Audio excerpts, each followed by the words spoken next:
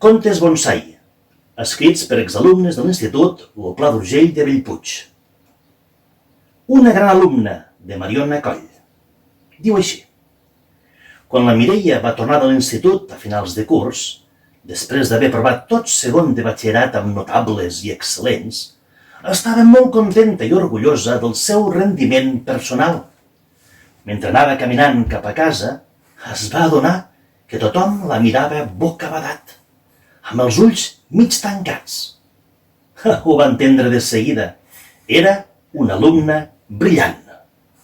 Virus, de Víctor López. A en Joel, un noi de 9 anys, li agradaven molt els ordinadors i en volia tenir un. Va passar el temps i li van comprar per Reis. Tenia molts jocs i sempre que podia hi jugava. Va sentir a la televisió que s'havia detectat un nou virus informàtic, el perillós I Love You. Ell, espantat, va agafar el telèfon i va trucar al metge per demanar-li hora.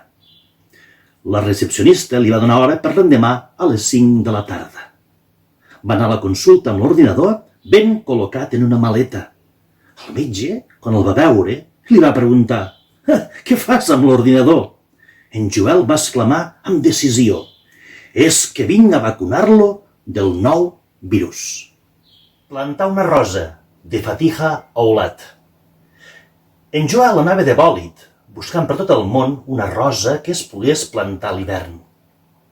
Un dia, quan estava a la ciutat de Barcelona, va conèixer una noia que es deia Rosa. Es van enamorar i, passats els mesos, van decidir casar-se, poc després de les festes de Nadal. Però a l'església el Joel no hi va anar. Ja havia aconseguit el seu somni, plantar una rosa en ple hivern.